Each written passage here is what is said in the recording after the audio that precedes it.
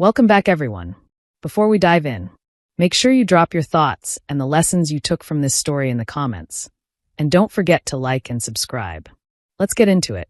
The morning after my wedding, I woke up believing my life had finally settled into something safe. Sunlight poured through the thin white curtains of our bedroom, warming the quilt and painting soft rectangles across the hardwood floor. For a few seconds, I just lay there listening to the quiet. My name is Camille Harper. I was 32 years old, an elementary school teacher in Houston, and I had married Damon Blake less than 24 hours earlier. Damon was still asleep beside me, one arm thrown carelessly across the sheets, breathing slow and calm.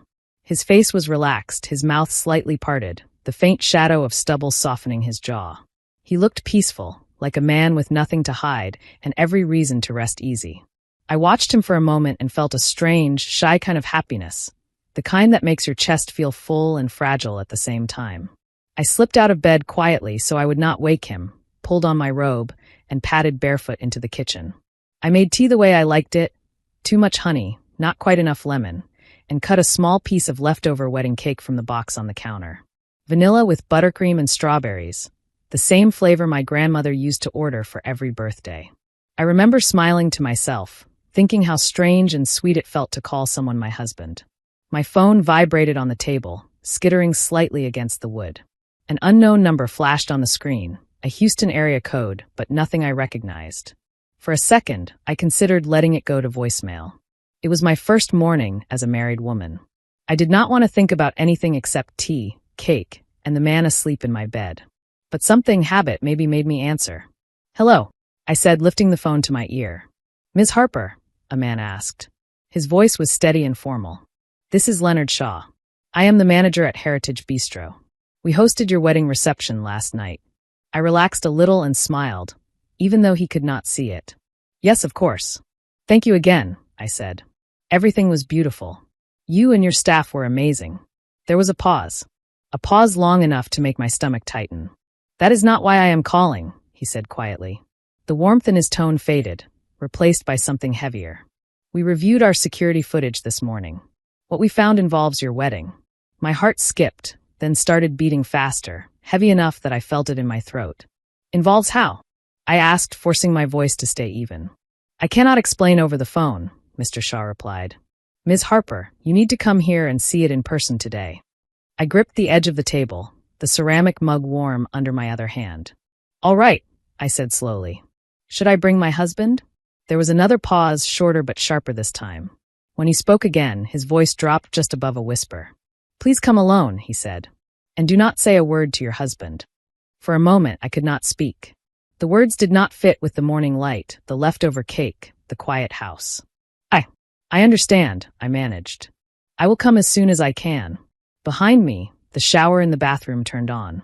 Damon was awake. Steam began to curl out under the door a moment later. I ended the call, set the phone down, and stared at the counter. In that instant, my perfect new marriage cracked wide open. Before that phone call, I believed I knew exactly who my husband was.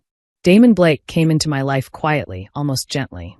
We met 6 months earlier at a small independent bookstore near downtown Houston. The kind of place with mismatched chairs, handwritten staff pics, and the smell of old paper and brewed coffee woven into the walls.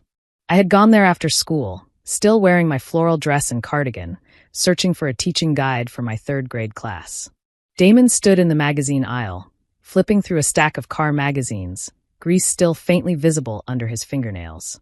He wore a faded gray t-shirt with the logo of a local auto shop and jeans that had seen better days. When I reached for a book on the top shelf and had to rock up on my toes, he noticed. "Here, let me get that for you," he said, stepping over with an easy, almost shy smile.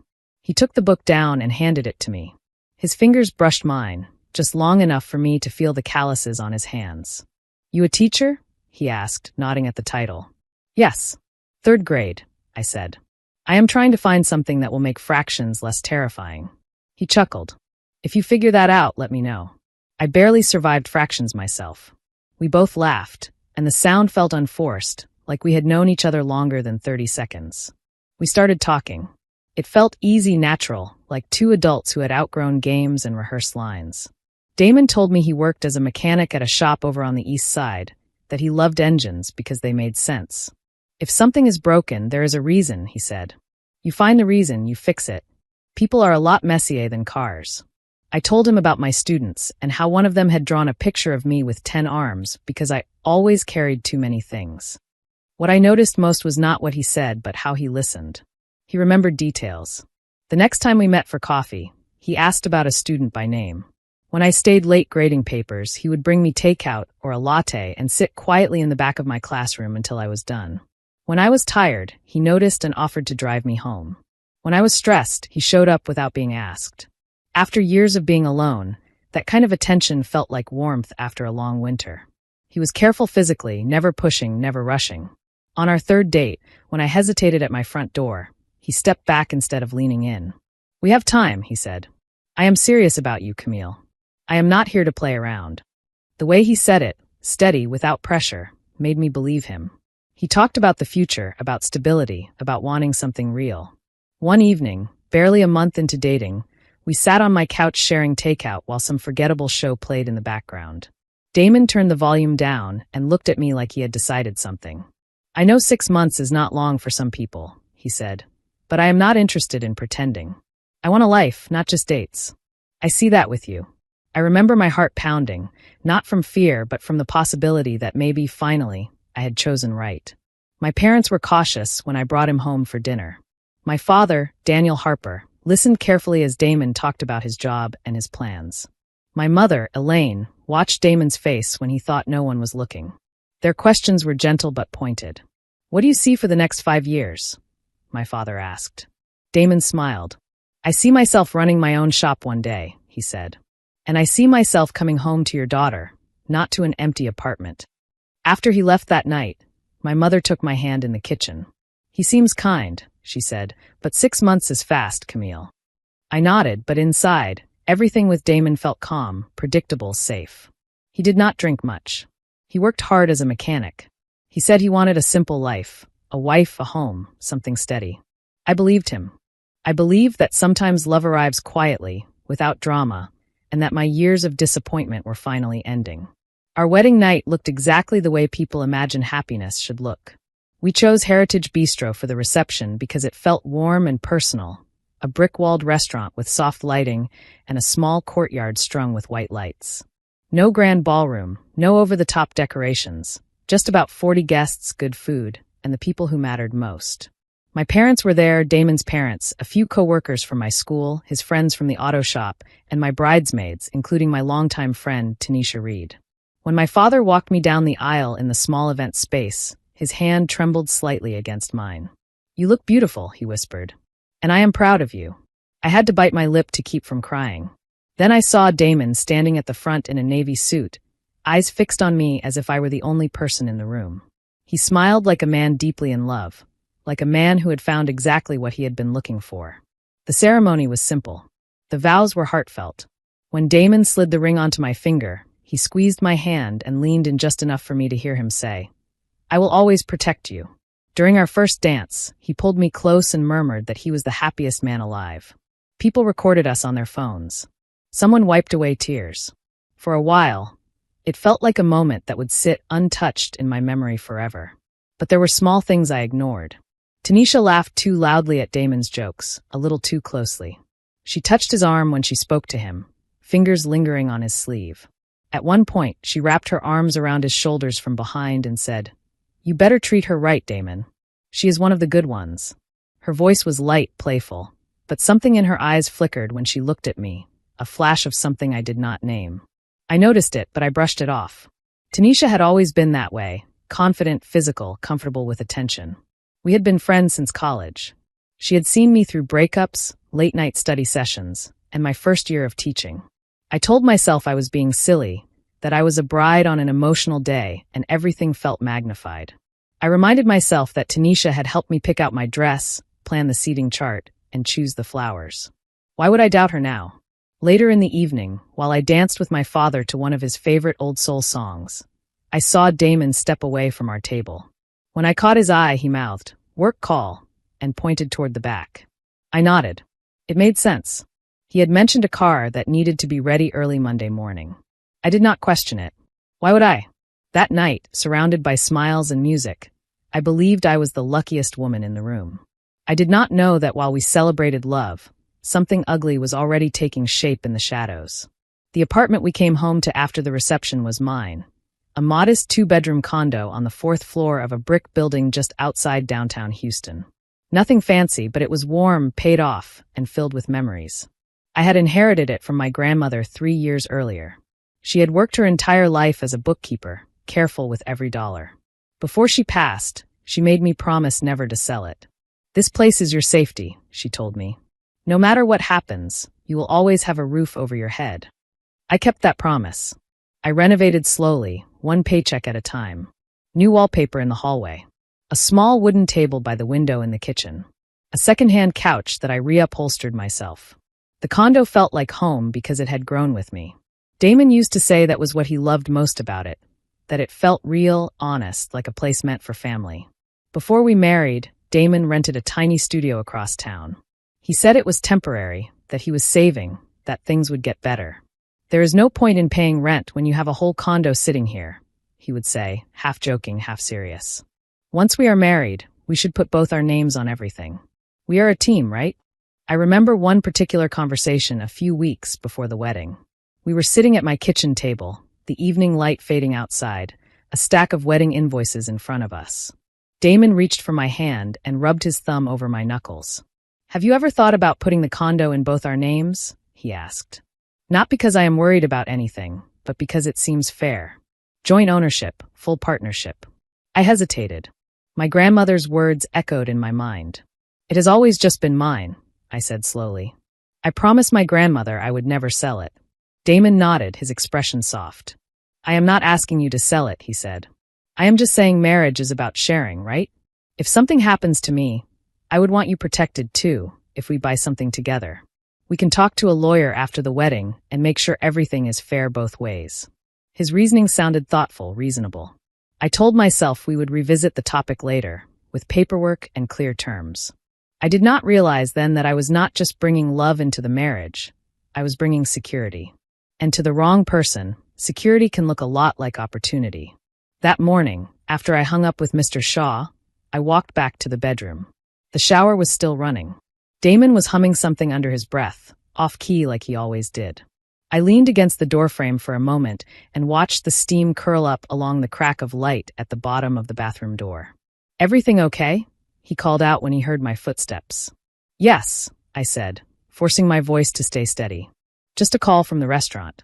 They said they found some extra decorations we left behind and wanted to know when we could pick them up."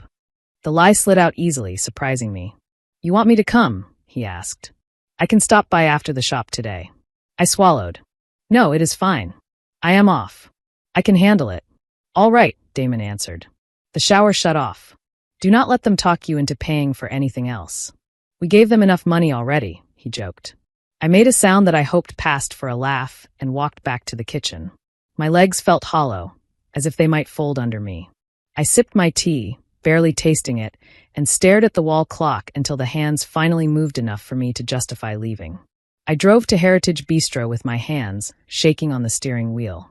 The streets looked the same as they had the night before, but the city felt different.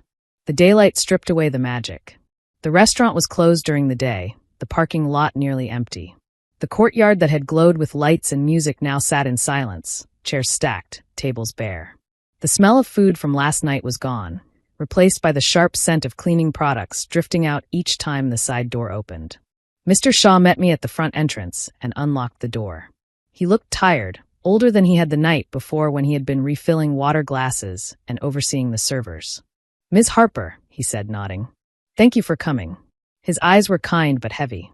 "You should sit down before you see this." That was when fear truly settled in my chest, heavy and cold. He led me down a narrow hallway past the kitchen, where a dishwasher hummed and the faint clatter of dishes echoed. We stepped into a small office at the back.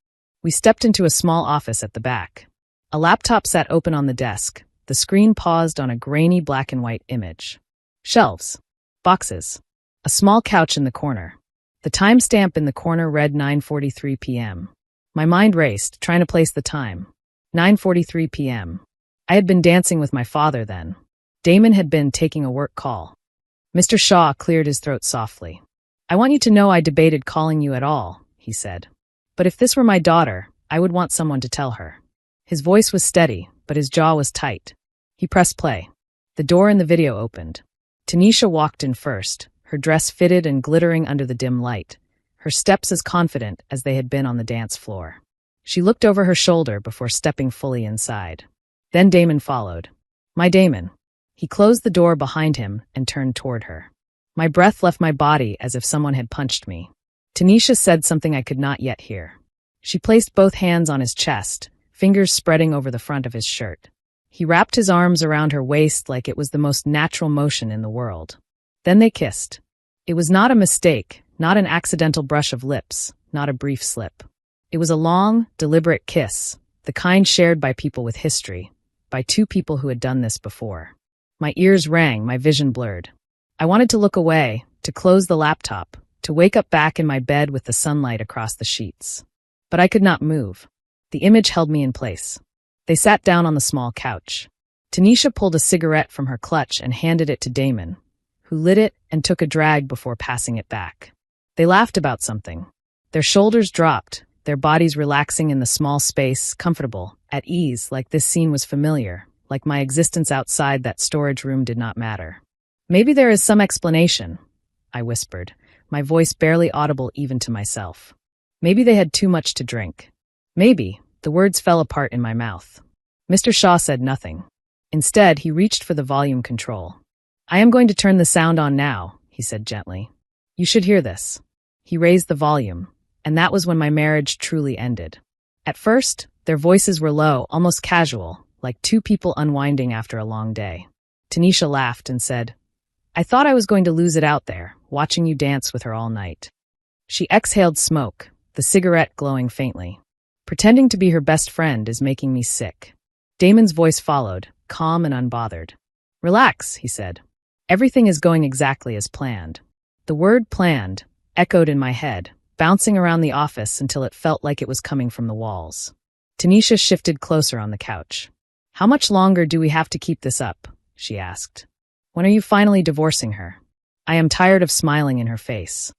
Damon shrugged, as if they were discussing a calendar, not a life. First she will sign the condo over, he said. I have already started planting the idea. Joint ownership, equality in marriage, she loves that kind of language. She is trusting. She will walk into the county office herself. My hands clenched so hard my nails dug into my palms. The pain grounded me, kept me from floating away from my own body. Tanisha tilted her head. And after? She asked. After you get the place? Damon leaned back. After the divorce, the condo stays mine, he said. We will sell it, buy something better, live off the rest for a while. That place is worth more than she pretends it is. Little teacher did well for herself. Then he said the sentence that broke something deep inside me. Marrying a teacher was easy, he said, almost amused. She is lonely, predictable, grateful for attention. Boring, honestly. All I had to do was show up and listen. They both laughed. Tanisha flicked ash into a small trash can. Well, at least she is useful, she said. I will give her that. They talked about children like an inconvenience. About my job like a hobby. About my life like a minor obstacle in their plans. Every word stripped away another layer of illusion. I realized then that none of it had been real. Not the bookstore meeting. Not the late-night talks. Not the way he had squeezed my hand during the vows. I was never his partner. I was never his wife in his mind. I was his plan. When the video ended, the room went quiet. The laptop screen froze on an image of Damon leaning in, whispering something into Tanisha's ear. My body felt both heavy and hollow. For a moment, I waited for tears. They did not come. Instead, something inside me shifted. The hurt did not vanish, but it changed shape, less like a drowning wave and more like a hard, cold stone settling in my chest. I am so sorry, Miss Harper, Mr. Shaw said softly. We discovered this while checking some equipment. I could not ignore it. I nodded without really seeing him. Can I have a copy? I asked. My voice sounded strange to my own ears, calm, almost level. Of course, he said. He handed me a small flash drive. It is all on here. I stood up, my legs unsteady but moving. Thank you, I said. You did the right thing. As I walked out of the office, my fingers clenched around the flash drive so tightly the plastic edges pressed into my skin. It felt heavier than it should have, like it carried more than just video files. It carried the truth. And the truth burned. I did not drive home. My hands turned the wheel toward the apartment where my parents lived in a quieter neighborhood in Northwest Houston. The drive there blurred past, traffic lights, billboards, the sound of my own breathing too loud in the car. When I knocked on their door, my mother opened it and took one look at my face. Her expression collapsed. "Camille," she whispered. "What happened?" My father appeared behind her, his brow furrowing. "Come inside," he said. "Sit down." They settled me at the kitchen table, the same table where we had eaten countless family dinners, where I had done homework as a child. The ordinary familiarity of the space made what I had to say feel surreal. My hands shook as I set the laptop on the table and plugged in the flash drive. "I need you both to watch this," I said quietly. My mother reached for my hand. "Do we want to?" she asked, her voice trembling. "You need to," I replied. "So you know what I am about to do." I pressed play. The three of us watched the same scene unfold. The storage room, the kiss, the conversation about my condo, the jokes at my expense. My mother covered her mouth halfway through, tears spilling down her cheeks. My father's jaw tightened until the muscles in his face stood out. His hands gripped the edge of the table, knuckles white. When the video ended, the silence felt heavy. My mother sobbed quietly, reaching for a tissue. My father stood so abruptly his chair scraped against the floor. "I am going to that condo right now," he said, his voice low and shaking with anger. "I am going to drag that man out and make him wish he had never walked into that bookstore." I stood and faced him. "No," I said. The word came out stronger than I expected. "If I go to him now, if we confront him privately, he will cry. He will apologize. He will tell me he was drunk or confused or pressured. He will say it meant nothing. Men like him always have words ready." My voice wavered only once, but I kept going. For a moment, I might doubt myself. I will not give him that chance. My father stared at me, his chest rising and falling quickly. "So what do you want to do?" he asked. I sat back down, feeling the shape of an answer forming even as I spoke. "I do not want a private apology," I said. "I want the truth in the open. I want Damon and Tanisha to feel exactly what I felt when I heard their voices on that video. Exposed, powerless, seen for who they truly are." That night, sitting at my parents' kitchen table with a cold cup of coffee in front of me, the pain did not disappear, but it no longer controlled me. Beneath it, something clearer took root. I realized I did not have to scream to be heard. I just had to choose the right moment. The plan came slowly, piece by piece, until it settled into something simple. Simple enough to work. People sometimes host a second celebration after a wedding, a casual gathering, a chance for everyone to relax out of formal clothes and share stories from the big day. No one would find it strange. The next afternoon, I walked into the living room where Damon sat on the couch, flipping through channels, his feet on the coffee table, as if nothing in the world was wrong. "I have been thinking," I said. "Last night went by so fast. I barely got to talk to anyone.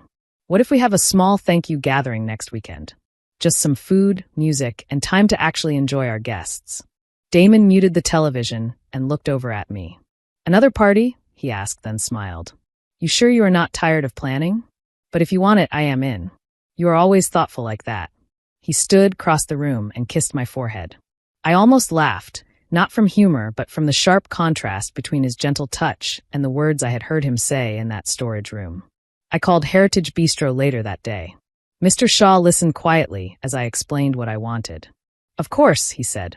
"We can reserve the same room. I will make sure the equipment is ready." There was no need to say more.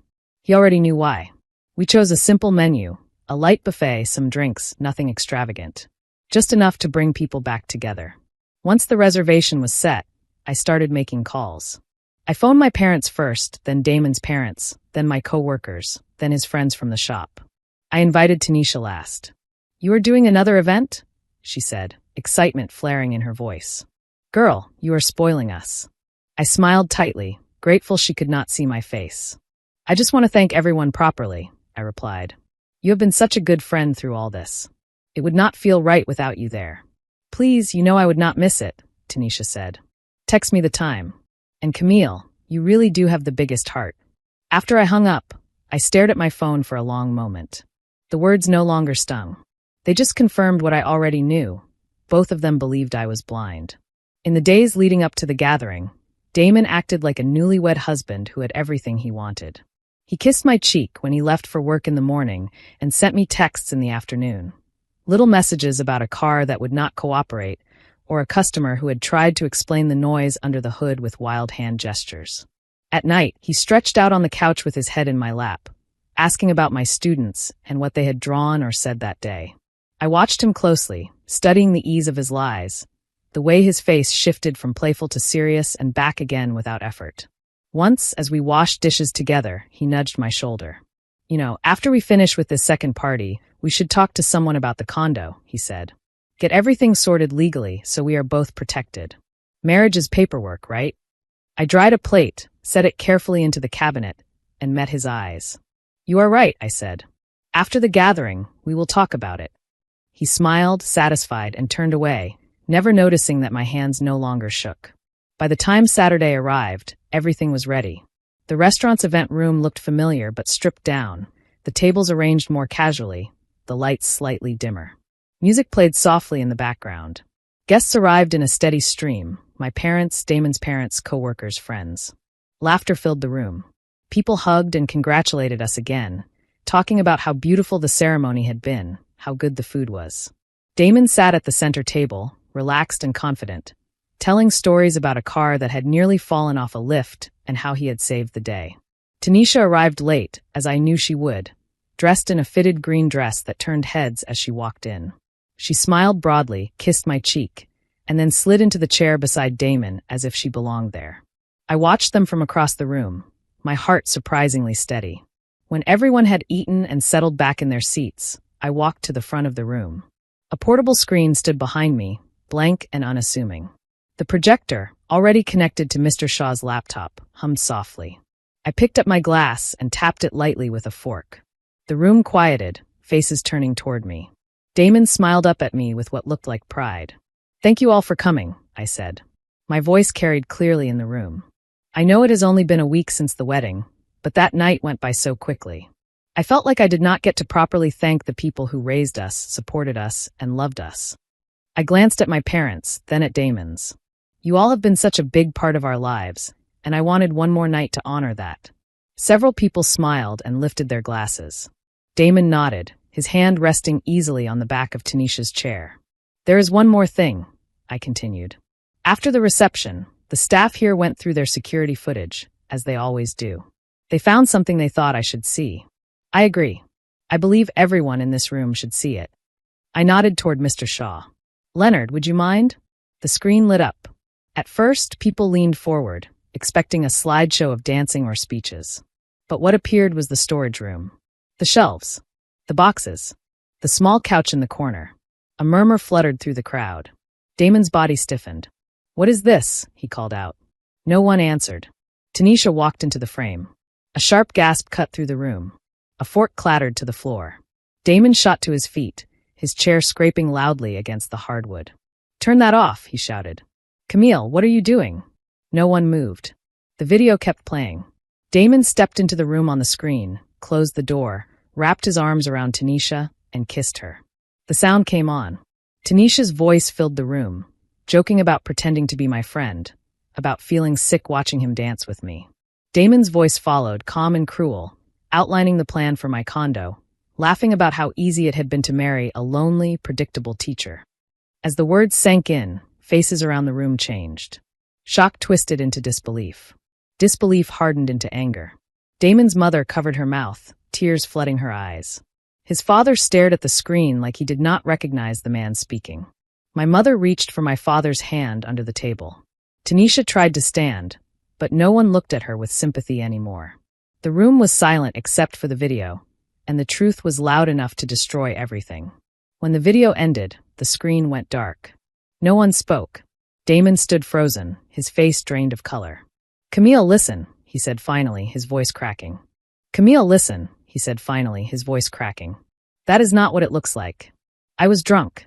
I was confused. I walked forward, slipped the ring off my finger, and set it gently on the table in front of him. This marriage is over, I said. My voice was calm, steady. I am filing for divorce on Monday. Damon reached for my hand, panic breaking through his practiced charm. Wait, he said. Camille, please. I can explain. I am sorry. It was a mistake. She pushed it. I did not mean. I pulled my hand back. You planned to steal my home, I said quietly, but every word carried. You lied to my face. You humiliated me behind my back. You treated my life like a step in your plan. There is nothing left for you to explain. I turned to Tanisha. You were my friend, I said. You stood beside me at my wedding and smiled while you counted the ways you could help destroy my life. That is who you are. Tanisha looked around the room, eyes wide, searching for someone to join her version of the story. No one did. Damon's father stepped forward, his voice rough but firm. Damon, he said, get your things out of her home tonight. You do not deserve to stay under that roof another second. Damon opened his mouth, then closed it. Whatever argument he was reaching for died in his throat. As he walked toward the door, people moved aside, leaving a clear path, as if he carried something poisonous that might spill if he brushed against them. Tanisha followed a few steps behind, but no one called after her. No one asked if she was all right.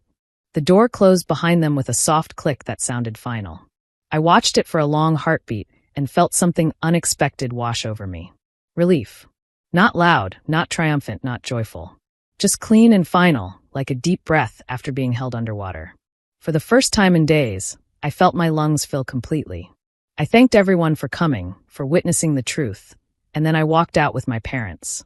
There was nothing left to say. Damon was gone before midnight. When I returned to the condo with my parents, his shoes were missing from the mat by the door. The row of shirts that had appeared in my closet over the past few months was gone, leaving empty hangers swinging slowly. The bathroom shelf where his razor and cologne had sat was bare. It was strange how quickly someone could erase himself from a life he had claimed to want forever. The next few days passed in a blur. I stayed with my parents at first. They did not push advice or pepper me with questions. They just stayed nearby. My mother making tea, my father turning on old movies he knew I liked, both of them giving me space when I needed silence. On Monday morning, I put on my usual work clothes, looked at myself in the mirror, and drove to school. When I walked into my classroom, my students rushed toward me, chattering, waving drawings and spelling tests. Ms. Harper, look what I made. Ms. Harper, I got an A. Their small voices filled the room, grounding me in something real, something honest. Life did not stop because my marriage had ended. There were still lunches to open, conflicts over crayons to settle, stories to read aloud. After school, I met with a lawyer recommended by one of my coworkers. Damon did not fight the divorce. He signed the papers without a word, perhaps realizing that any resistance would only draw more attention to what he had done. The condo remained mine, just as it had always been. The promise I had made to my grandmother held. My roof stayed over my head. Friends checked in. Some apologized for not seeing the signs. Others admitted they had noticed little things. Tanisha's lingering touches, Damon's odd comments about the condo, but had not wanted to say anything and risk sounding negative. I listened, nodded, and thanked them. At night, when I lay in my bed back at the condo, the quiet pressed against me at first, heavy and unfamiliar. Slowly, the silence changed. It stopped feeling like emptiness and started feeling like peace. No late-night lies. No careful watching of someone's face for cracks. No waiting for another shoe to drop. Just the sound of the ceiling fan and the city outside my window. I realized something important in those weeks. The hardest part was not losing a husband. It was losing the illusion I had trusted. Once that illusion was gone, everything else felt lighter. Time did not erase what happened, but it changed the way it lived inside me. I learned that kindness without boundaries invites the wrong people. I learned that being calm does not mean being weak. And I learned that silence can be a choice, not a sentence. Damon had thought my trust made me easy to use. Tanisha had thought my kindness made me blind. They were both wrong. I had been watching, even when I did not realize it. I had been learning. I had been deciding. I did not need revenge built on shouting or chaos.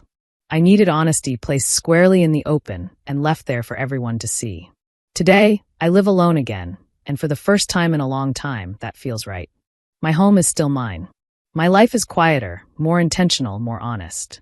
I wake up in the morning, make my tea, cut fruit instead of cake, and look around my kitchen with a sense of ownership that runs deeper than any paper could describe. What happened to me did not break me. It clarified me. If you enjoyed this story, please like, comment, and share this video with your friends. Subscribe and turn on the notification bell so you never miss a powerful story drop.